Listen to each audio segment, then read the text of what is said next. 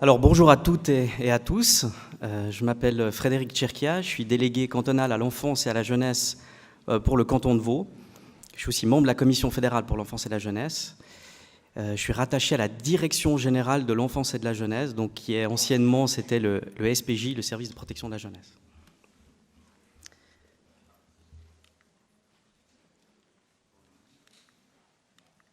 Bon, ça marche pas. Alors l'éducation à la citoyenneté, elle commence à l'âge de 2 ans.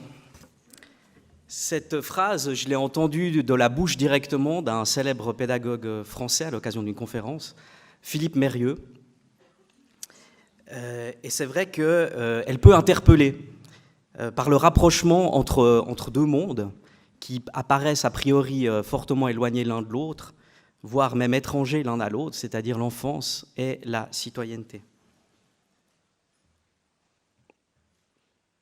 Alors la citoyenneté, c'est le monde des adultes qui jouissent des droits politiques, qui sont acquis à la majorité, qui supposent une réflexion et une expression, disons, assez élevée, sophistiquée, pour analyser des enjeux de société, prendre position et puis conduire les affaires de la cité, les affaires publiques. L'enfance, le monde même de la petite enfance, 2 ans, que vous connaissez si bien, lui, il est souvent caractérisé dans l'imaginaire collectif, pas forcément dans le vôtre, par l'innocence, l'immaturité, la vulnérabilité, des sons parfois peu articulés, et le besoin d'éducation et de protection.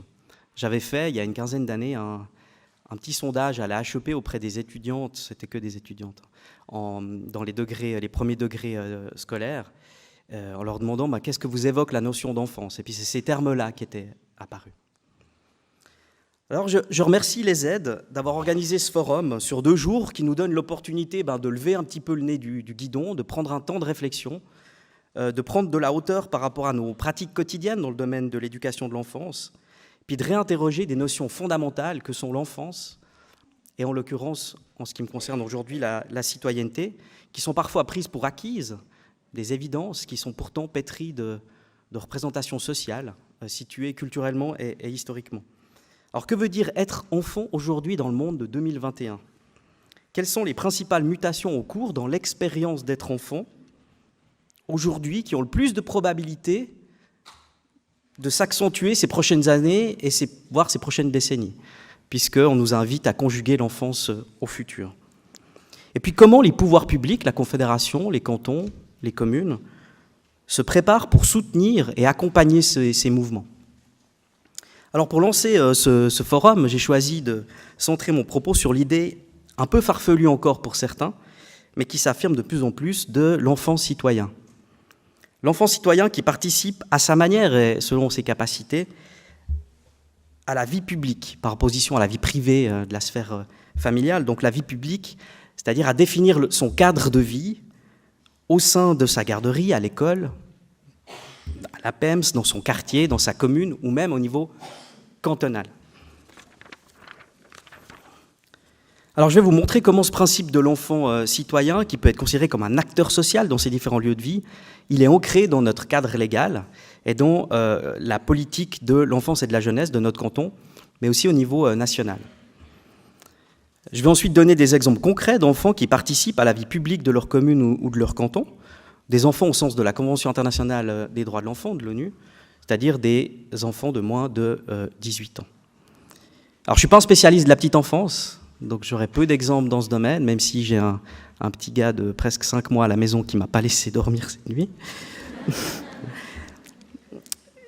Mais j'espère que ces exemples, qui sont peut-être pour certains éloignés de votre pratique, pourront vous inspirer, et je fais entièrement confiance à votre intelligence et à vos compétences professionnelles pour développer, renforcer les pratiques éducatives qui sont fondées sur ce principe de l'enfant citoyen et les quelques exemples que je vais vous donner maintenant, enfin tout à l'heure.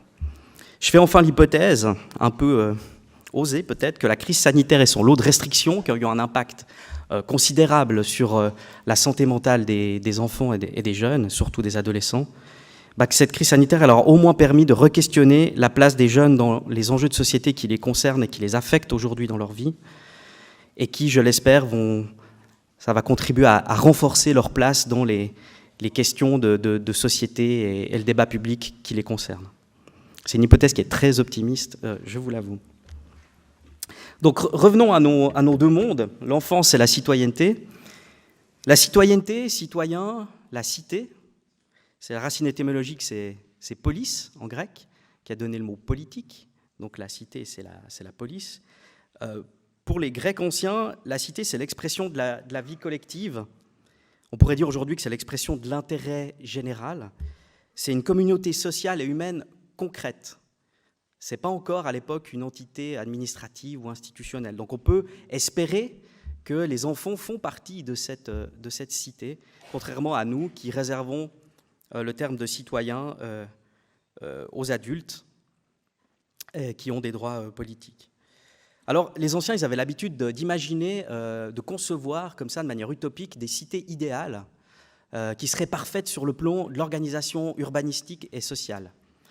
Dans la conception d'Aristote, alors réjouissez-vous pas trop vite, les enfants ne sont pas considérés comme des citoyens, comme les esclaves, les artisans ou les étrangers. Ce qui contraste beaucoup avec une vision beaucoup plus moderne de notre contemporain Philippe Jaffe, que vous connaissez peut-être, qui est le représentant suisse, membre du Comité des droits de l'enfant à l'ONU, et qui milite pour un droit de vote dès la naissance. Alors c'est une proposition un peu provocatrice, mais en tout cas pour une participation accrue des enfants à la vie publique dès l'âge de 7 ans. Dès l'âge de 7 ans.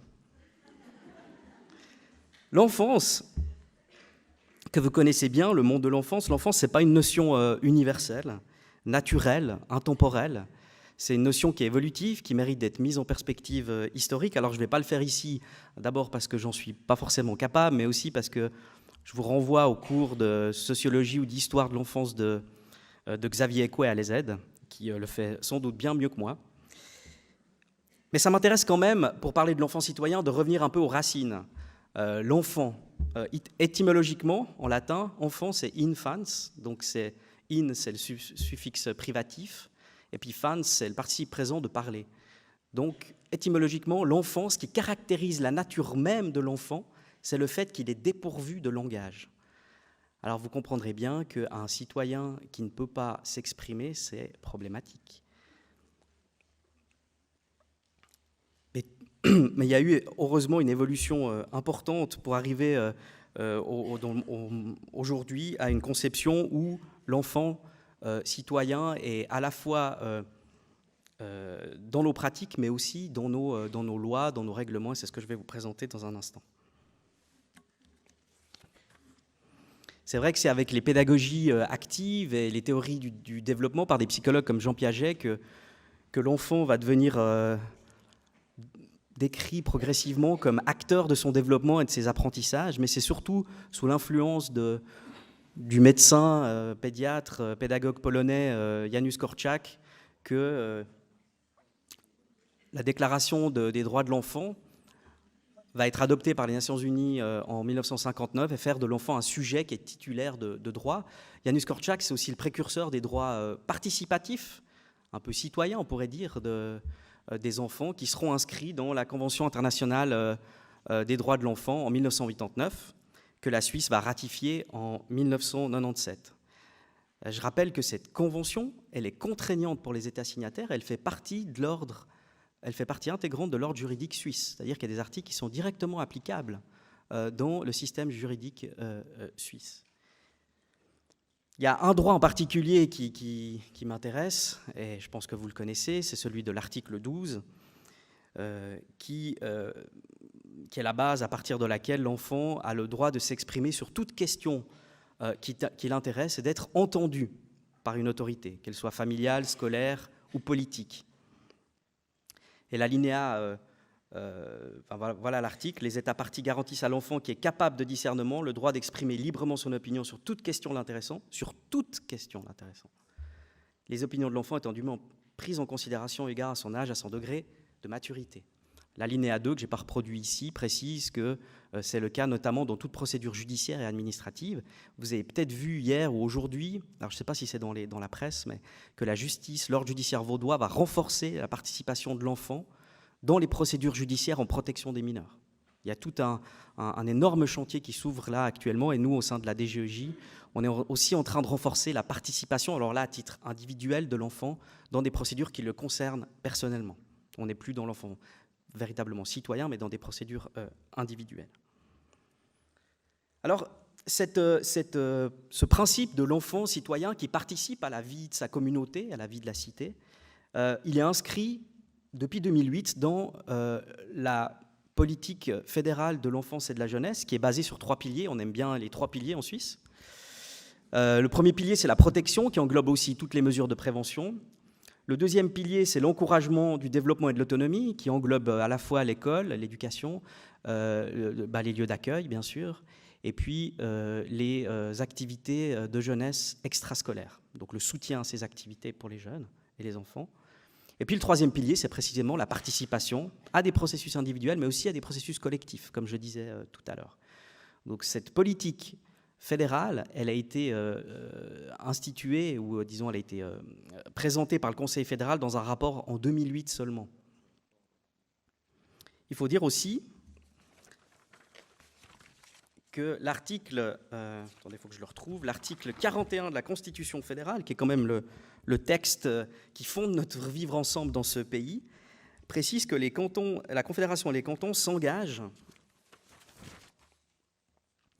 à ce que les enfants et les jeunes soient encouragés à devenir des personnes indépendantes et socialement responsables et soient soutenus dans leur intégration sociale, culturelle et politique. C'est-à-dire que vous avez dans la Constitution fédérale, dans la même phrase, le mot « enfant » et le mot « politique », au sens vraiment presque grec de la cité. Donc que l'enfant soit intégré dans sa communauté, dans sa cité. La seule loi fédérale spécifique à l'enfance et à la jeunesse, à ma connaissance, c'est la loi fédérale sur l'encouragement de l'enfance et de la jeunesse, qui a pour but d'aider les enfants et les jeunes à devenir des adultes conscients de leurs responsabilités envers la société, et précisément, comme le dit l'article de la Constitution, de promouvoir l'intégration culturelle, sociale et politique des enfants et des jeunes. Et cette loi, elle prévoit toute une série de soutiens et d'aides financières. Avis aux amateurs, il y a sur le site de la Confédération des possibilités de soutien financier à des projets. Malheureusement, cette loi, pour l'instant, elle s'applique uniquement aux enfants et aux jeunes de 4 à 25 ans. Mais il y a des discussions en cours suite à la motion Ebicher sur l'égalité des chances dès la naissance pour élargir aux 0-4 ans. On espère que la publication du rapport du Conseil fédéral sur la politique de la petite enfance en février 2021 va permettre d'accélérer un petit peu ce processus. Puis dans le canton de Vaud, on a aussi une constitution, comme vous le savez, qui a été revue au début de ce siècle. Et une commission de jeunesse, à l'époque, au moment de la constituante, a été mise sur pied avec des jeunes qui étaient mineurs, pour certains, et qui ont proposé qu'on renforce la citoyenneté des enfants et des jeunes. Donc cet article-là, le 85, il a été voulu et pensé par des jeunes dans les années 2000-2001. Et il dit que l'État et les communes préparent les enfants et les jeunes à la citoyenneté en assurant leur formation civique, alors qui relève plutôt de la compétence de l'école, sur la connaissance des institutions, fonctionnement démocratique, etc., mais qui favorise aussi diverses formes d'expérience participative. Et là, c'est très ouvert, parce qu'à la fois l'école peut le faire, les activités de jeunesse extrascolaire, les lieux d'accueil, peuvent évidemment mettre en place des expériences participatives pour les enfants et les jeunes. Et puis, la Constitution précise, l'État met en place une commission de jeunes, donc un parlement de jeunes.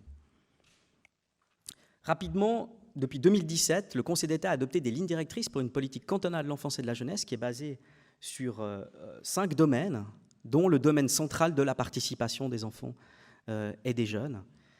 Cette nouvelle politique, c'est un référentiel pour les services de l'État. On a à peu près une vingtaine de services qui se réunissent régulièrement pour discuter des questions d'enfance et de jeunesse, et qui a toujours le souci d'inclure dans ces réflexions la dimension participative des enfants et des jeunes.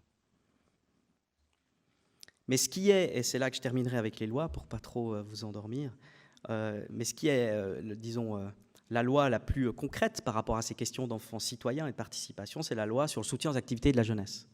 La loi vaudoise, qui a été adoptée en 2010, qui a institué la commission de jeunes, mon poste aussi de délégué cantonal, et qui a pour but, il y en a plusieurs, mais je vous reproduis juste celui-ci, d'encourager la participation des enfants et des jeunes à la vie sociale au niveau communal, régional et cantonal, afin de contribuer à l'apprentissage de la citoyenneté.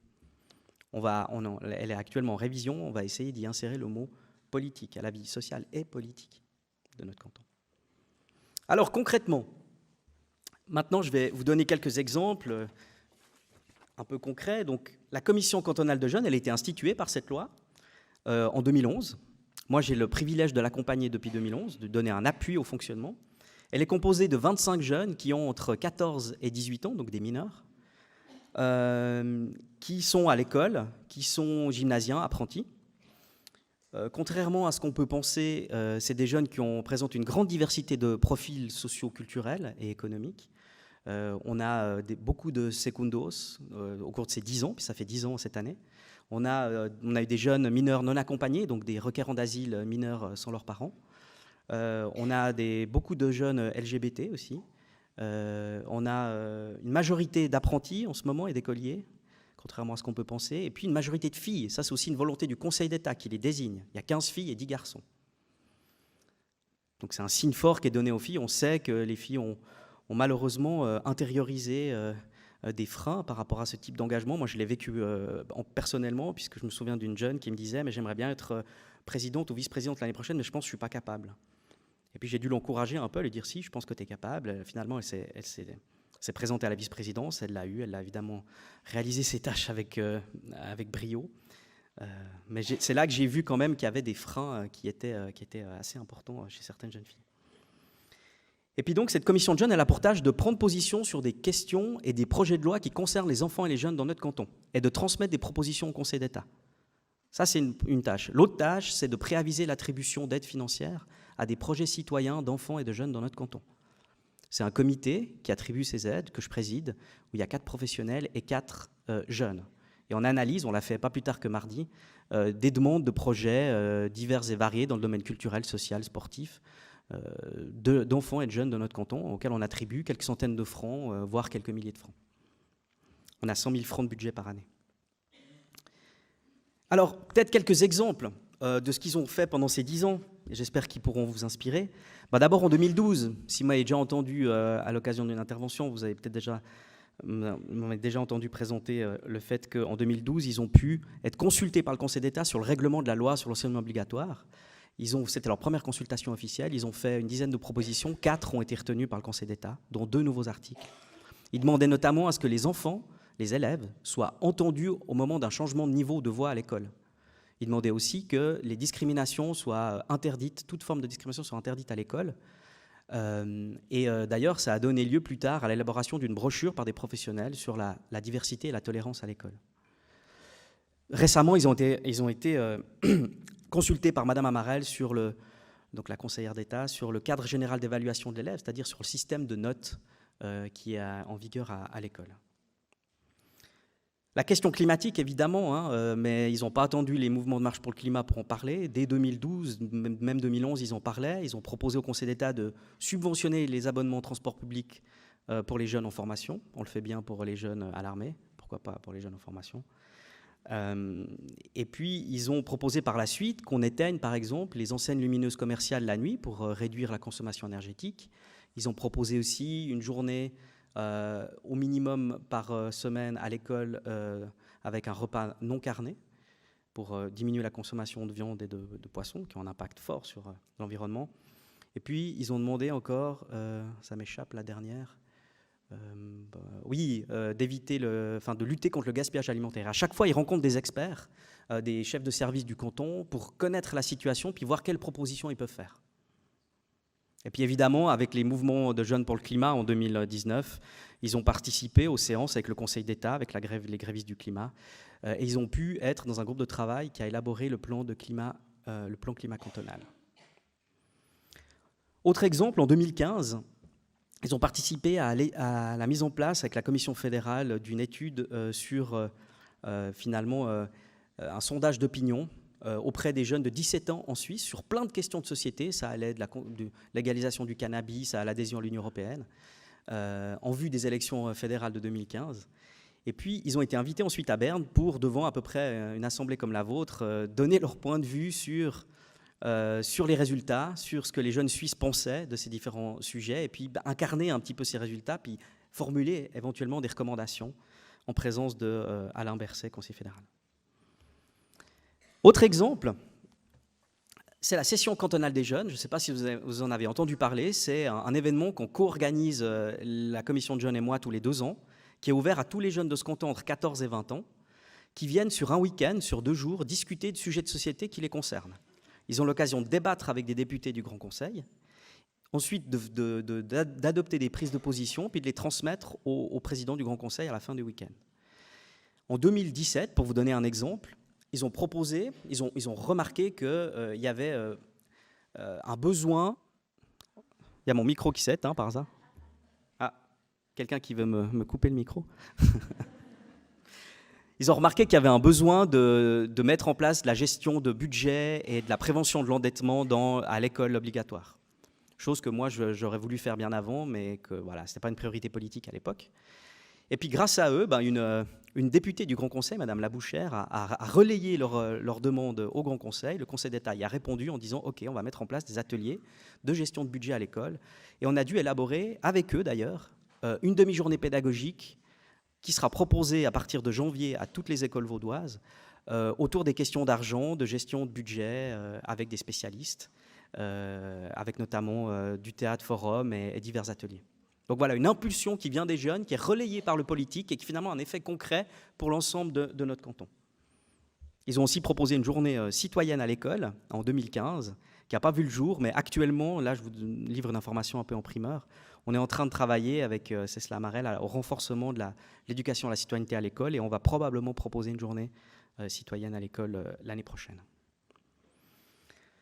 Ils participent aussi à des campagnes qu'on mène pour nous aider à ajuster les messages auprès des jeunes, à définir un peu le type de communication, à choisir l'agence de communication avec nous. Donc on les associe à des campagnes de prévention qui se destinent aux enfants et aux jeunes. Là, on a une jeune de la commission qui figure même sur l'affiche, qui a été diffusée, peut-être vous l'avez vu, dans tout le canton il y a 3 ans. Ils sont souvent sollicités par les médias, mais eux-mêmes, ils prennent position dans les médias, dans le débat public sur des questions de jeunes, pour apporter un point de vue, pour apporter des solutions, typiquement dans la rubrique invité du 24 heures, mais ils sont souvent invités à la radio, à la télé ou dans la presse. Je fais un peu défiler les exemples, mais si vous voulez plus d'informations, vous pouvez aller sur leur site cdj-vaux.ch. Récemment, après l'année passée, après l'adoption du principe d'un congé paternité de 2 semaines au niveau fédéral, les jeunes ont tout de suite pris position en disant « c'est pas suffisant, on veut un congé parental plus long à partager entre les parents ».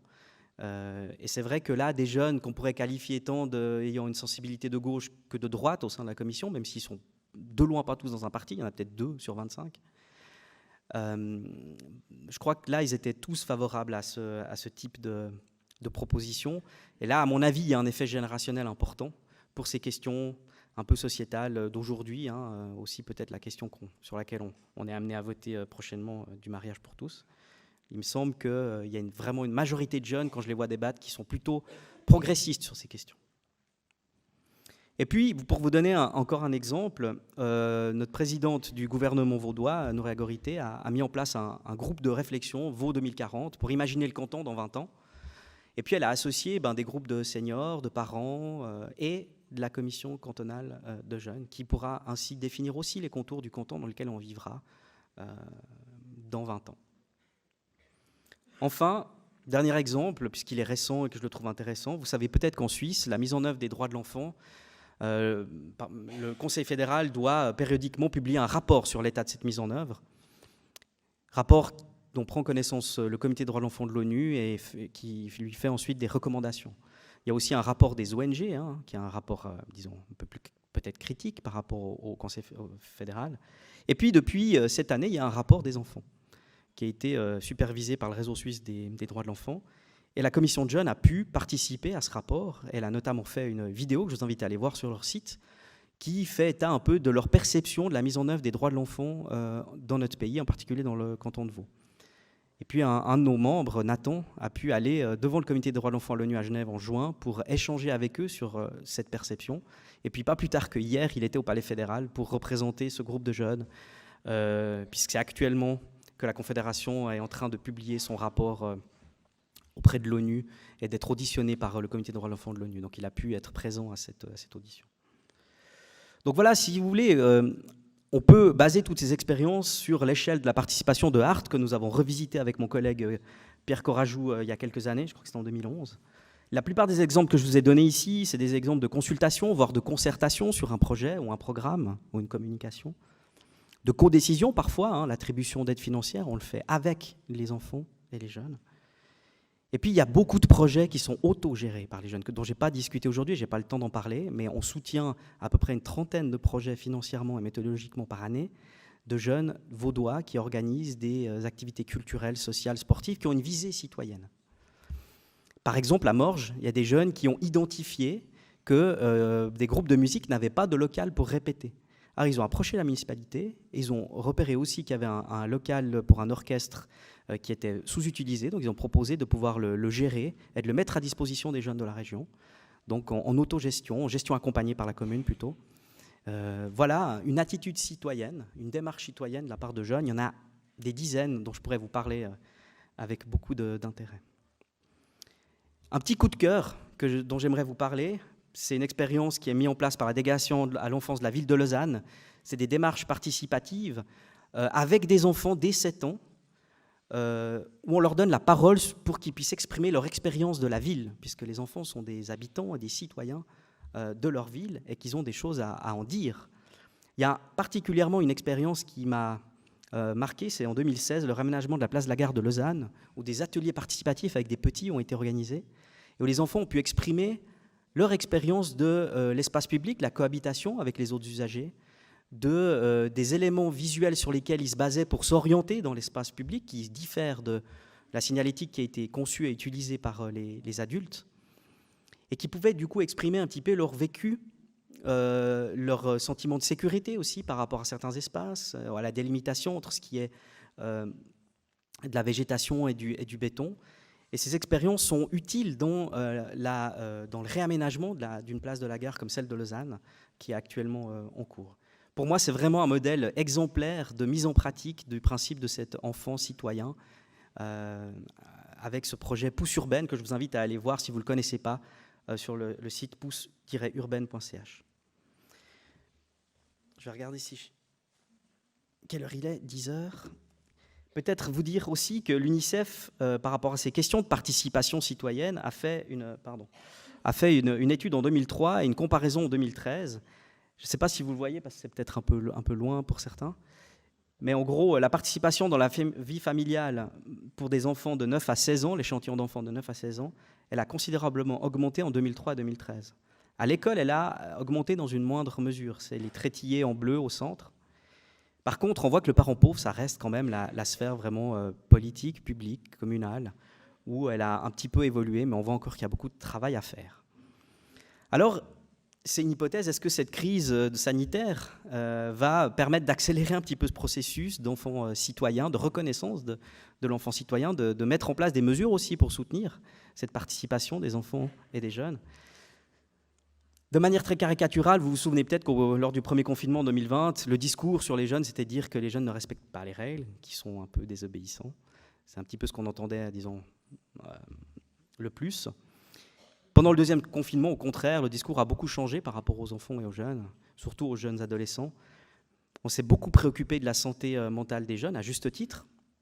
D'ailleurs, on a une membre de notre commission, Fanchon, 17 ans, 18 ans, qui est allé sur le plateau d'Infrarouge, l'émission politique de la RTS, et qui a dit à un moment donné, mais vous attendez qu'on soit 30% à présenter des syndromes dépressifs sévères pour enfin nous donner la parole sur une crise que nous aussi on vit.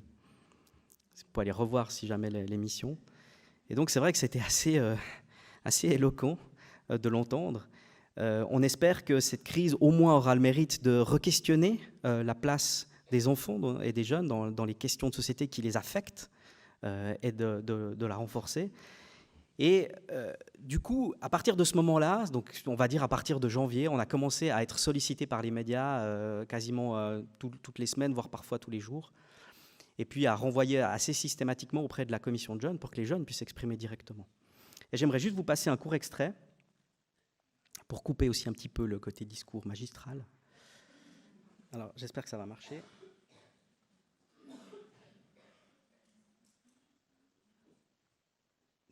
de la présidente de la commission de jeunes.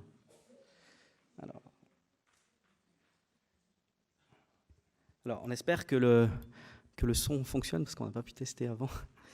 Donc c'est la présidente de la commission de jeunes, Nefertari Bihiri, qui a été invitée à débattre des mesures sanitaires et de leur impact sur les jeunes, et notamment la fermeture des établissements scolaires à Forum, l'émission politique de la RTS, la radio.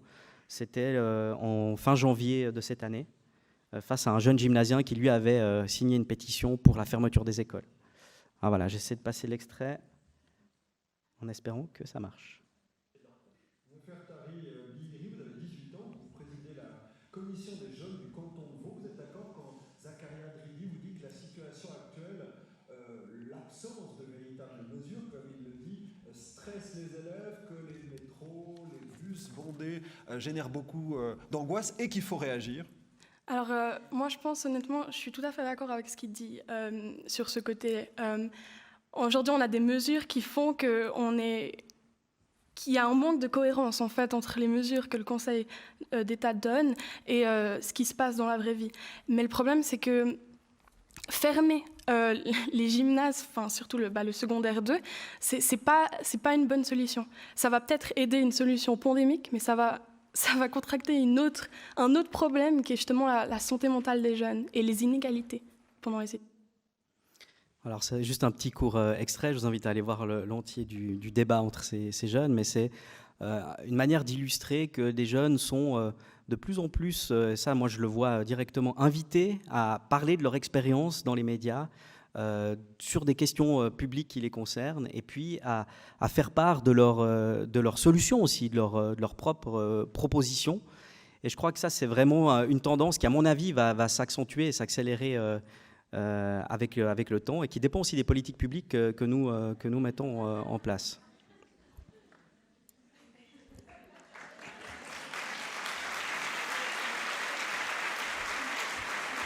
Bah,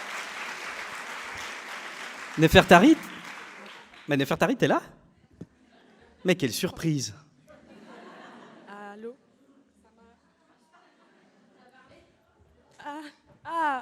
Oui, ça marche. Bah écoute, en fait, j'écoutais ce que tu disais et t'étais là en mode faut inviter plus les jeunes, surtout les personnes qui ont fait des actes citoyens et en étant mineurs. Et du coup, j'ai fait 4 ans à la commission, donc je pensais que c'était peut-être plus intéressant que moi je parle, au lieu que toi tu parles de nous.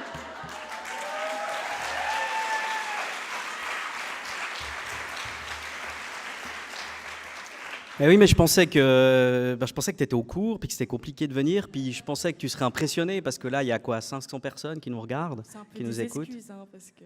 Ouais, c'est un peu des excuses, je suis d'accord. Bon, alors, puisque tu es là, je te laisse présenter la suite.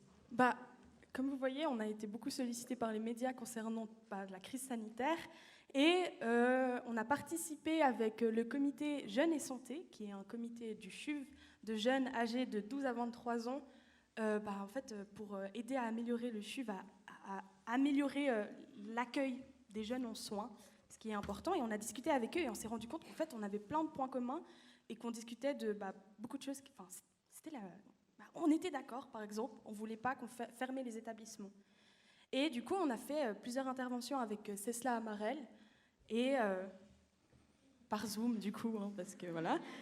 Et pour l'aider à la soutenir avec nos positions, on a donné nos constats, on a donné des solutions en cas de fermeture. Et en fait, c'est vraiment... en fait, on a beaucoup participé concernant la crise sanitaire des jeunes. Oui, je ne l'aurais pas mieux dit, effectivement.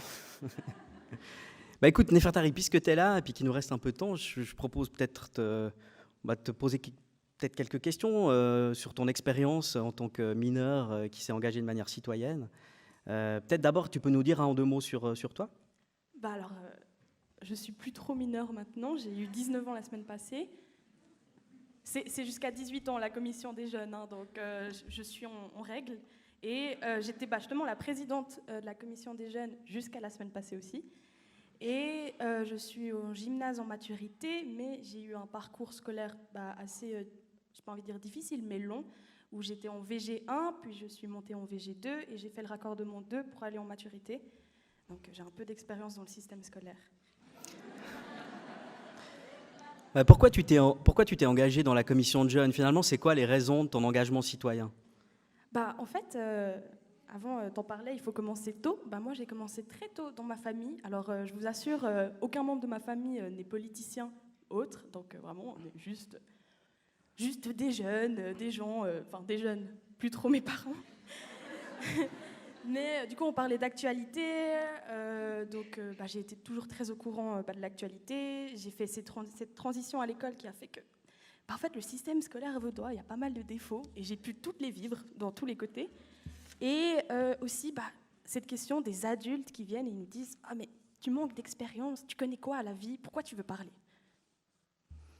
Mais qu'est-ce que ça veut dire justement manquer d'expérience? On entend souvent, on m'a aussi posé la question une fois à la radio, est-ce que les jeunes ont assez d'expérience pour s'exprimer sur des questions de société? Je crois que tu as une anecdote que tu veux évoquer aujourd'hui. Ouais, j'ai eu la chance d'être invitée à une table ronde pour les 25 ans de la FSPJ, donc la Fédération Suisse des Parlements de Jeunes, avec Guy Parmelin, notre cher conseiller fédéral, le président du Conseil des États et plein de gens importants. Et j'étais la seule jeune invitée sur scène et ils avaient parlé du manque d'expérience des jeunes. Guy Parmelin, il était là en mode « Oui, vous savez, moi, je ne suis pas tout de suite entrée au Conseil fédéral, j'ai fait ci, j'ai fait ça, j'ai pris du temps, j'avais la quarantaine. » Et il y avait les autres qui étaient en mode « Oui, c'est vrai, les jeunes, en plus, là, avec la crise climatique, ils vont dans les rues, non, mais ça va ou bien ?» Et moi, j'étais à côté, j'étais en mode « Bon, vous êtes, c'est une fête pour les jeunes, donc, je suis la seule jeune. » Et ça m'a un peu énervée parce que j'en parlais avec mes amis et je leur ai demandé « Mais pourquoi vous ne participez pas plus au débat politique, par exemple ?» C'est toujours la même chose. On nous dit qu'on n'a pas d'expérience. Et moi, j'ai envie de leur dire « Mais regardez, aujourd'hui, moi, je suis une jeune femme. Je suis musulmane, je suis égyptienne, je suis donc arabe. Je sais pas, j'ai 19 ans, je suis dans une crise climatique. Est-ce que, par exemple, un homme de la cinquantaine va savoir ce que c'est d'être une femme dans la rue? Par exemple, je ne connais pas une femme qui ne s'est pas fait harceler au moins une fois dans la rue ou qui a reçu une remarque déplacée depuis au moins mes 12 ans. J'ai vécu des moments pas faciles. En tant que musulmane, quand il y avait les attentats, les gens étaient dans mon école, ils étaient un peu en mode « Ah, c'est toi » et tout. Et j'étais en mode « Non, c'est pas moi. » En fait, il y a eu plein de choses comme ça. Et nous aussi, on vit une crise. On a ce cliché des jeunes. « Ah, vous êtes la génération d'or. Vous avez tout qui est devant vous. » Alors que non. La preuve, il y a la crise climatique. Il y a la crise sanitaire. Est-ce que peut-être que vous avez vécu une crise sanitaire? Est-ce qu'on ne pense pas un peu à nous? Nous, les jeunes, aujourd'hui, on a cette peur, on a une peur de la perception du futur. On a un peu de la peine à se dire « Ah, je vais faire mes études, et après, qu'est-ce qui se passe? Est-ce que j'aurai un travail ?» Non, il faudra de l'expérience pour avoir un travail. Mais comment je gagne cette expérience?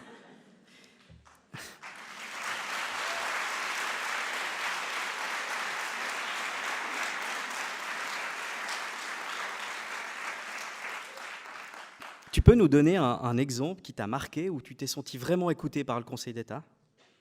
Dans la commission de jeunes, donc. Avec ces différentes interventions concernant la fermeture des écoles, on a beaucoup échangé justement avec Madame Amarel et elle nous a dit plus tard que vraiment ce qu'on lui avait dit pendant ces échanges, que ça avait vraiment impacté sa décision, parce qu'elle était déjà pour, donc on l'a fait que la soutenir, et c'est pour ça qu'aujourd'hui on n'a pas fermé les écoles. Du coup, ça fait plaisir. Ouais, vous l'avez conforté en tout cas, c'est vrai. Et puis c'est vrai que dans ma présentation, j'ai laissé un peu entendre que finalement tout était beau, que les jeunes étaient écoutés de plus en plus, que le Conseil d'État pour lequel je travaille vous écoutait toujours. Mais ton point de vue à toi, vous êtes toujours écoutés les jeunes par le Conseil d'État? Alors, je ne suis plus à la commission, donc non, je rigole. Mais dire qu'on est toujours écouté, ce serait un mensonge. Il y a toujours ce cliché, la commission des jeunes du canton de Vaud, mais c'est un truc de futurs politiciens. Bien sûr qu'ils sont écoutés, même ça se trouve, c'est les idées qui sont données du Conseil d'État, mais en fait, c'est faux. On a nos propres idées, on est très indépendant du Conseil d'État. Et par exemple, en 2015, on a fait un dossier sur le droit de vote à 16 ans. Et en fait, on a juste... Alors, c'était vraiment un bon dossier. On avait même prévu comment la loi devrait être changée. On a tout réécrit, vraiment fait un truc très propre. Et en fait, on n'a juste jamais reçu de réponse. Du coup, ce serait un mensonge. Et ce n'est pas la seule fois. Et puis, qu'est-ce que tu penses de la citoyenneté des plus jeunes, des enfants, puisqu'on est face à des éducateurs, éducatrices de l'enfance ici? Bah, écoutez, moi j'ai commencé, le premier engagement que j'ai fait, j'ai l'impression citoyen, c'était au Parlement des filles pendant la JOM, la journée ouverte aux métiers. Et donc j'avais 10-11 ans, c'était en 7e. Et justement, c'était cette occasion de pouvoir parler. Donc c'était 3 sujets qu'on écrivait et les 3 meilleurs étaient pris. Et on en parlait, une salle de 200 filles comme ça, devant après le président du Grand Conseil. Et on en a parlé et c'était... en fait, on avait l'impression que notre voix elle était entendue et qu'on avait un certain impact dans ce qu'on faisait. Et je trouve que ça commence comme ça. En fait, il faut commencer le plus tôt, à 7 ans, à 6 ans, à 4 ans, à 2 ans même. Donc voilà. D'ailleurs, tu aurais une recommandation à faire à toutes les personnes qui nous écoutent aujourd'hui? Franchement, écoutez les jeunes et demandez leur parole. Aux enfants, pardon même. Aux enfants. Demandez-leur un avis. Par exemple, si vous avez une classe enfantine, je sais pas, demandez-leur qu'est-ce que tu en penses de l'organisation de la classe. Il faut leur donner la parole et des choses qui sont capables et des choses par rapport à leur environnement parce que ça compte. Et je peux vous dire un truc, je peux vous le dire, je l'ai vécu, vous l'avez peut-être vécu, mais quand on est un enfant et qu'on ne nous écoute pas, ou bien quand on nous écoute, on le sent. On le sent toujours. Donc faites pas semblant, on le sent.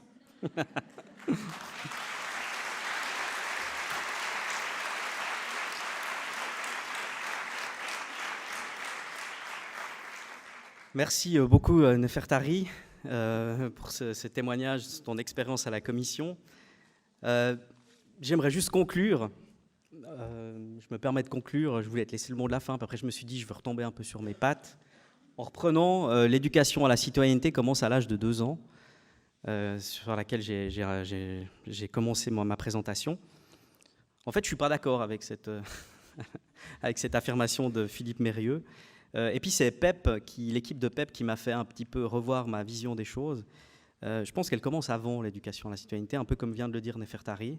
On peut sentir très tôt qu'on a une influence sur son environnement déjà dans la réciprocité des interactions précoces, dans le moment des soins délicats, attentionnés qu'on a avec des petits-enfants.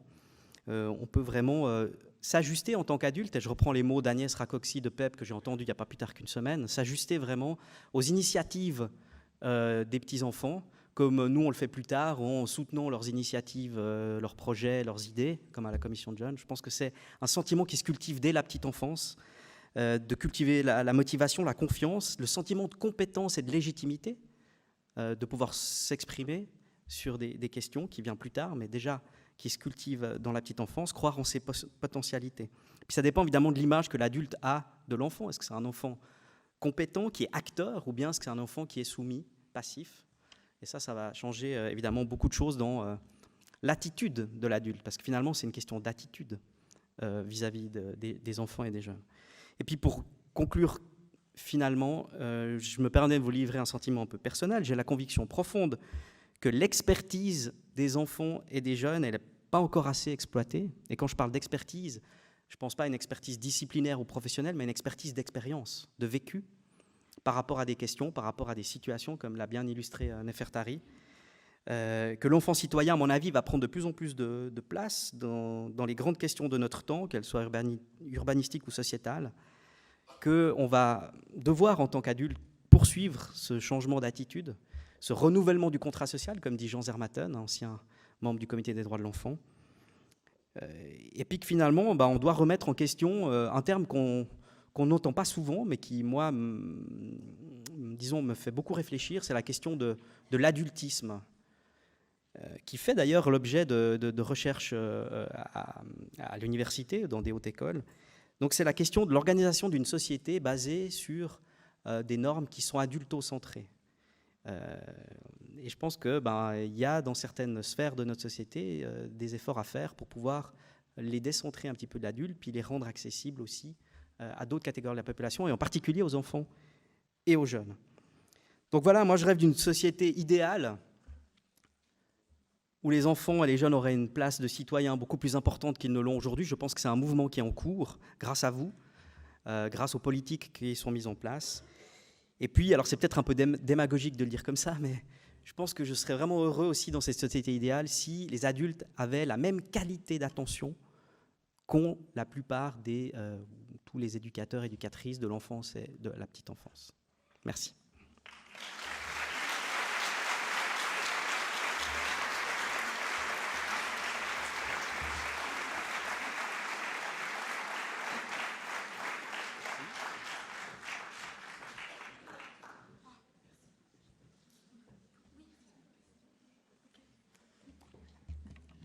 Alors, s'il y a des questions dans le public, nous avons ici des micros pour se déplacer dans la salle.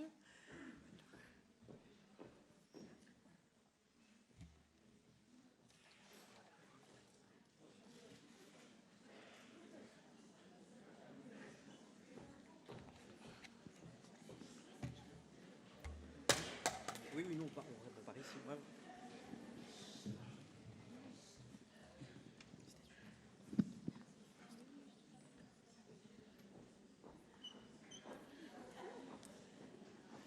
Non, c'est pas. Bonjour, merci pour l'intervention. Moi, par rapport à mon travail de diplôme, j'ai lu un rapport de thèse qui expliquait, excusez-moi, je perds mon souffle, en fait, qui parlait d'un rapport sur Lausanne et Bâle.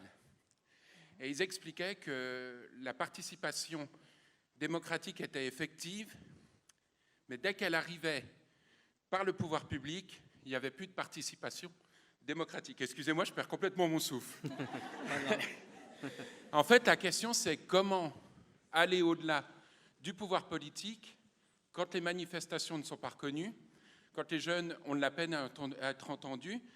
Quels conseils vous donnez aux futurs éducateurs et éducatrices pour aller au-delà de tout ça? Comment vous nous encouragez?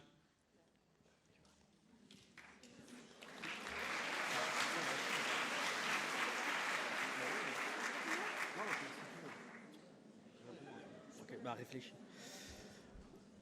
Alors, si je comprends bien votre question, c'est que finalement, il y a des expériences participatives qui sont mises en place, que ce soit à Lausanne ou à Bâle. Effectivement, pour les enfants, c'est vrai qu'en Suisse, Lausanne est disons, assez pionnière dans ce domaine.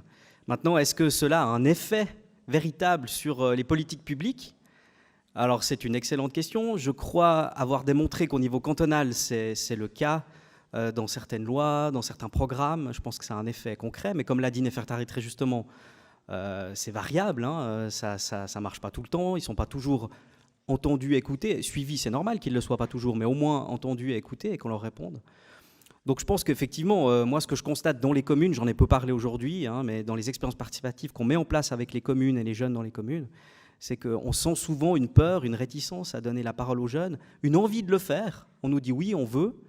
Par contre, au moment de rédiger un règlement ou des statuts, on va mettre en place un droit de veto de la municipalité ou au cas où tout d'un coup les jeunes dérapent. Donc c'est vrai que je sens que le mouvement est en marche, je sens que les adultes et les élus, pour la plupart, ont envie de donner la parole aux jeunes et de mettre en place ce type d'expérience. Par contre, je sens aussi encore un peu une réticence, une peur. C'est vrai que j'ai vu que pour les marches du climat, vous y faisiez référence. On a eu, disons, le Grand Conseil vaudois, le Conseil d'État, qui ont soutenu ces marches, qui ont associé les jeunes au débat sur ces questions. Mais nous, quand à un moment donné, on a soutenu le sommet grève du climat, enfin, c'était pas grève du climat, c'était Smile for Future à Lausanne, on a eu un peu quelques questions au Grand Conseil et dans les médias, parce qu'effectivement, voilà, on avait peur de prosélytisme, des jeunes qui s'engagent, on avait peur de soutenir des mouvements politiques partisans, on avait peur peut-être aussi que les jeunes aient véritablement un effet et jouent un rôle dans la politique du canton. C'est peut-être ça aussi qui est ressorti à un moment donné. Nous, on était complètement dans les règles et les directives par rapport à nos critères, mais voilà. Mais je sens que parfois, il y a des adultes qui, effectivement, promeuvent dans le discours l'engagement citoyen des jeunes et y croient. Mais après, ils ont peut-être aussi un peu peur des effets que ça pourrait véritablement avoir. Alors, qu'est-ce que je recommande par rapport à ça ? Je recommande l'expérience, c'est-à-dire de continuer. Je crois que c'est en démontrant que la participation des jeunes, elle est effective, qu'elle apporte des résultats, qu'elle permet à des projets de gagner en qualité, qu'elle est finalement win-win, comme on dit, du côté tant des collectivités publiques que des jeunes, qu'on va réussir à démontrer que finalement elle n'est pas dangereuse, hein, c'est peut-être le mot est un peu fort, mais, et puis qu'elle a un véritable effet et intérêt. Mais donc moi je vous recommande de le faire, et puis coûte que coûte, même s'il y a des craintes et des réticences peut-être au niveau politique. Mais je n'ai pas d'autres conseils à vous donner. Je ne sais pas si Nefertari, tu veux compléter ? En dehors de l'expérience, moi je conseille vraiment justement de donner plus la parole aux jeunes et de leur faire comprendre qu'ils sont dans leurs droits. Parce que si je prends un petit exemple très récemment, quand nous les jeunes, on est allés à Berne pour la crise climatique, en plus dont le droit, on était considérés vraiment comme des gens pas bien. Par contre, quand c'est la crise sanitaire et qu'on est contre le vaccin et il n'y a pas de souci, les adultes ils vont faire la manifestation, il n'y a pas de problème. Donc vous voyez, il y a toujours cette image des jeunes de ah mais les jeunes, justement, ils ont peur. En fait, souvent les politiques ils vont venir vers nous en mode ah mais les jeunes, dites-nous, moi vraiment je m'intéresse. Et là on se rend compte que dans 2 semaines c'est les élections, donc il faut profiter de ces occasions. Et même si c'est des fausses occasions, entre guillemets, et justement de montrer que les jeunes, en fait, les jeunes ou enfants, notre avis, il compte et on vit comme vous dans une société. Hein. Et ils ont peur autant que quand les femmes, elles devaient voter, ils étaient là en mode « Ouais, mais les femmes, elles sont dans les émotions. Ouais, mais les enfants, ils n'ont pas l'expérience. » C'est toujours les mêmes discours, vous allez voir. Donc autant les encourager.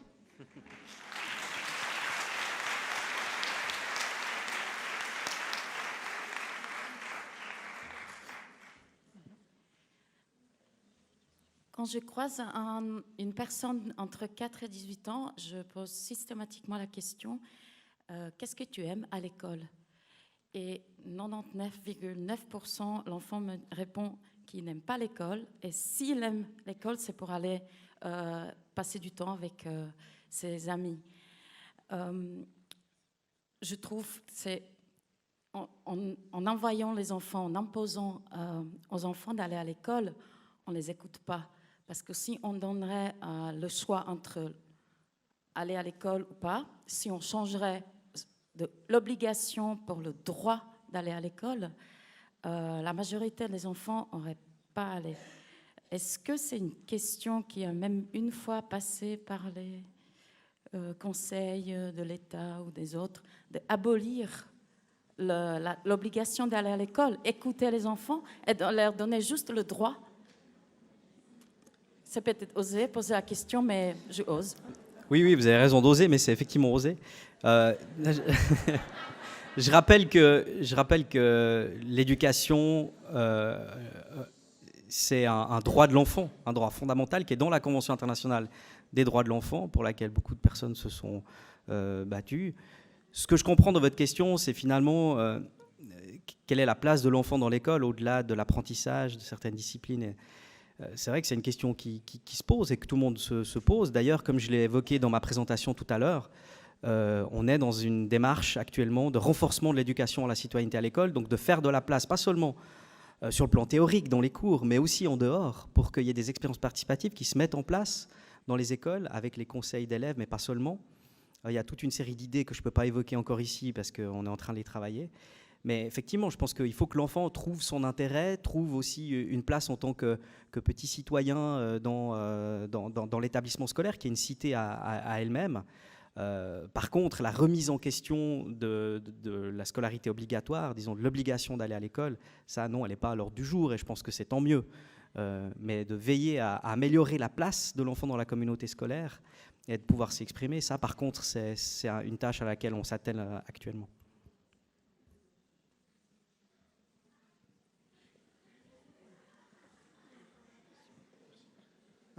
J'ai une question pour Nefertari. Tu dis quoi aux gens qui disent « Ouais, mais ces jeunes, ils marchent pour le climat, mais ils mettent des papiers par terre, ça joue pas, c'est n'importe quoi ».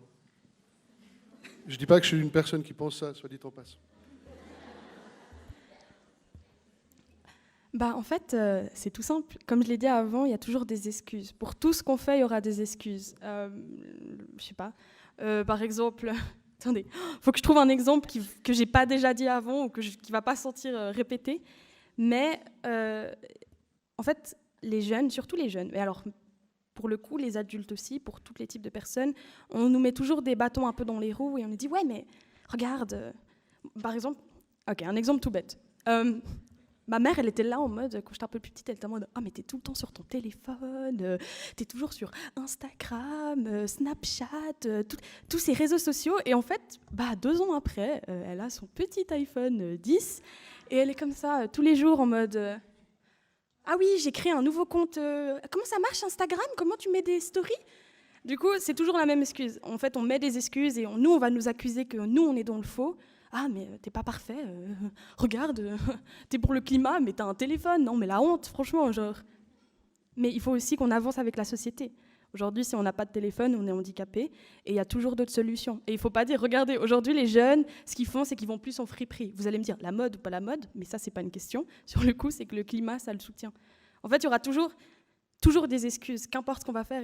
Et même dans notre parcours personnel, je ne sais pas vous, mais moi, par exemple, avant que j'entre en VG2 et en RAC, on m'avait dit, ouais, mais Nefertari, toi, tu n'es pas trop faite pour les études. Enfin, je ne sais pas, un apprentissage. T'aimes bien te faire des cheveux colorés, tu veux pas être coiffeuse. Et moi, je suis à côté, je suis en mode, mais ça n'a rien à voir. Et c'est toujours des excuses qu'on nous donne et qu'on nous rabaisse. Et justement, c'est cette question de, il faut un peu les oublier et il faut avancer dans notre parcours. Et c'est ce que les jeunes font. On entend plein de remarques, mais on continue. C'est toujours comme ça. Voilà.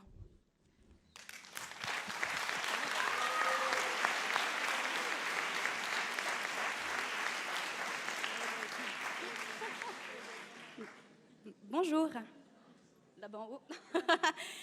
Je voulais juste revenir sur la question de l'école obligatoire. Je pense que dans 99% des cas, la question elle a été posée après que l'enfant ait passé quelques moments déjà à l'école et qu'en effet, il soit plus motivé à aller à l'école parce qu'à mon avis, il y a encore des choses à améliorer dans le fonctionnement de l'école obligatoire, surtout pour les tout-petits, qui est, je pense, encore pas adapté pour eux. Mais si justement notre travail, c'était pas de... Alors nous, on n'est pas à l'école, on n'est pas les profs, on ne peut pas intervenir là-dessus, mais si notre travail n'était pas à côté de justement, avec cette citoyenneté précoce, les accompagner là-dedans pour qu'ils puissent reprendre un peu plus leurs droits et leur envie d'aller à l'école, c'est peut-être là aussi la clé de notre travail à nous. Je suis désolée, c'est peut-être pas forcément une question, mais c'est une réflexion qui m'a traversée quand j'ai entendu cette question-là, en fait.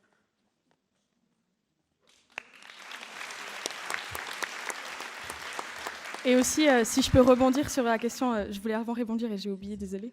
En fait, c'est quand même, on se rend compte plus tard, mais que c'est vraiment une chance de participer à l'école. Comme moi, je l'ai dit, je suis égyptienne.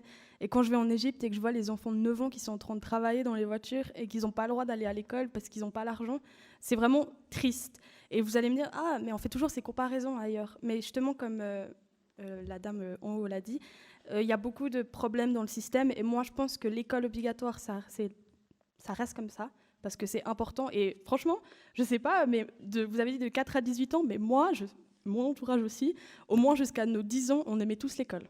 Donc, on était là en mode « Ah, l'école, c'est trop bien, j'ai reçu un sticker sur mon agenda, j'ai fait une bonne semaine. » On aimait tous. Et parce que c'est juste après, je trouve que c'est justement là que le système scolaire a plein de problèmes, c'est qu'il y a certaines inégalités qui ressortent et il y a des problèmes. Moi, j'étais VG et VP. En VG, on me disait « Ah, mais t'es pas comme ma classe de VP, vous faites n'importe quoi, bababa. » Et quand j'étais en VP, vous étiez là en mode « Ah, mais il n'y a pas le droit à l'erreur, vous êtes des VP, vous n'êtes pas comme des VG. » Et moi, j'étais là « Ok, j'ai fait les deux, je suis quoi ?» Et je pense que justement, il faut plus régler, et ça commence aujourd'hui, que vous soyez enseignant ou pas, ou futur enseignant ou pas, ça commence aujourd'hui, et c'est justement en montrant et en aidant le système scolaire à s'améliorer que là, les enfants vont le trouver agréable. Mais avant, c'est sûr que c'est pas le meilleur. Voilà.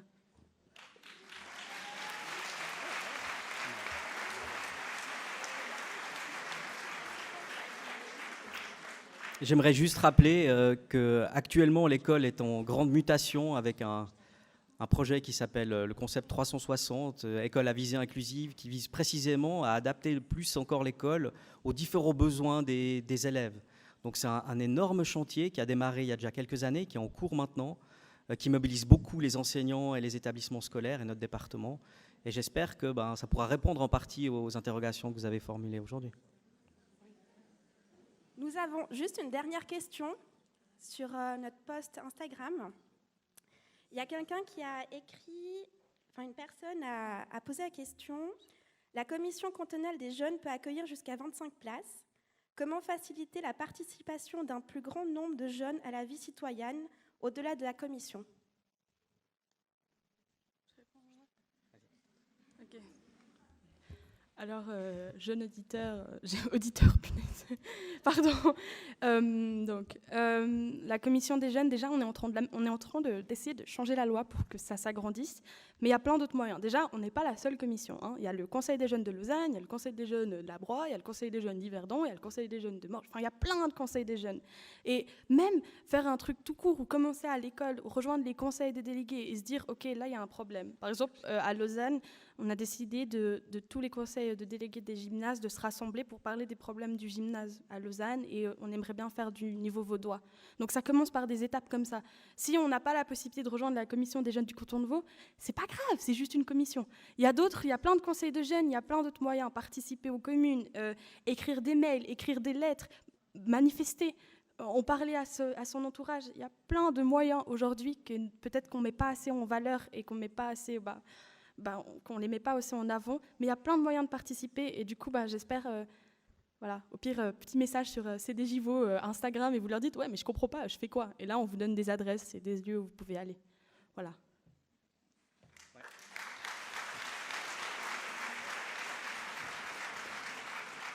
Voilà, alors un grand merci à Frédéric Tchertia et à Nefertari, Biheri, excusez-moi. Merci beaucoup. Pour cette magnifique présentation, très dynamique.